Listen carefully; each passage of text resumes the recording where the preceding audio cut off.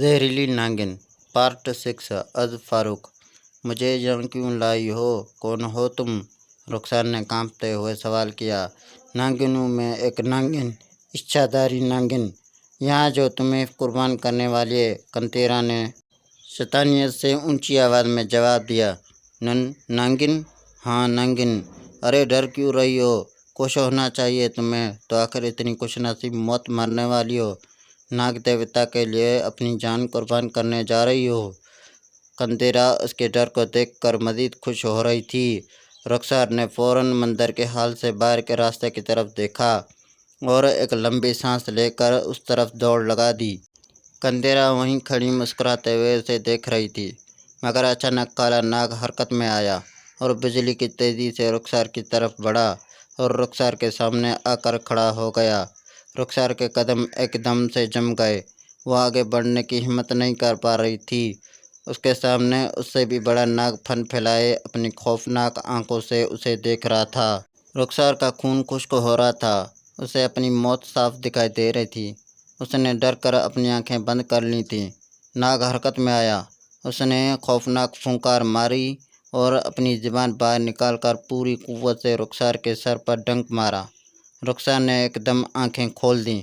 उसे मंदिर में कंतीरा और नाफ के एक साथ चीख सुनाई दी थी। रुखसार ने देखा कि नाग उसके सामने ज़मीन पर पड़ा तड़प रहा था। कंतीरा आंखें फाड़कर हैरानी से उसे देख रही थी। रुखसार को समझ नहीं आ रही थी कि नाग तो उस पर हमला करने वाला था। अब उसकी ये हालत तो उस वक्त रुखसार की होनी चाहिए थी। रुखसार ने फ़ौरन बाहर भागना चाहा, मगर अचानक मंदिर का दरवाज़ा खुद ब खुद बंद हो गया था। शायद किसी गैबी मखलूक ने उसे बंद कर दिया था। ऐसी गैबी मखलूक जिसका मकसद पूरा करने कंतीरा और काला नाग आया था। रुखसार सहम कर पीछे मुड़ी तो उसके सामने कंतीरा खड़ी थी, जो गुस्से से आग बबूला हो रही थी। उसकी आंखें शोले बरसा रही थीं। रुखसार को अपनी मौत वाज़ेह दिखाई दे रही थी। वो दिल ही दिल में खुदा को याद कर रही थी।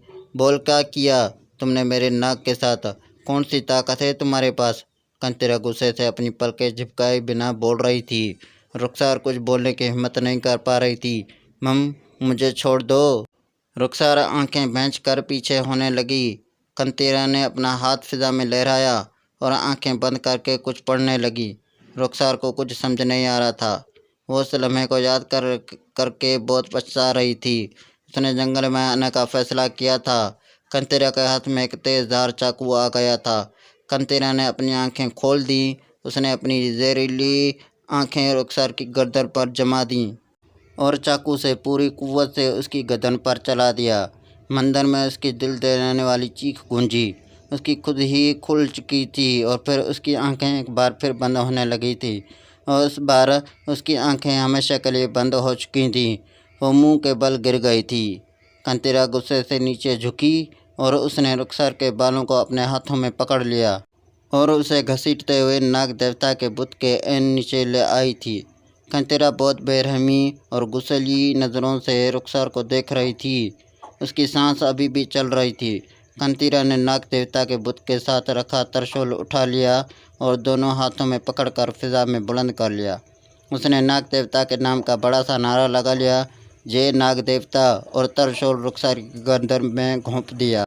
रुखसार की एक और चीख मंदिर में गूंजी और साथ ही उसका सर तन से जुदा हो गया। रुखसार का सर तन से जुदा हो चुका था। खून की एक धार कंतीरा का लिबास भी रंगीन कर गई थी।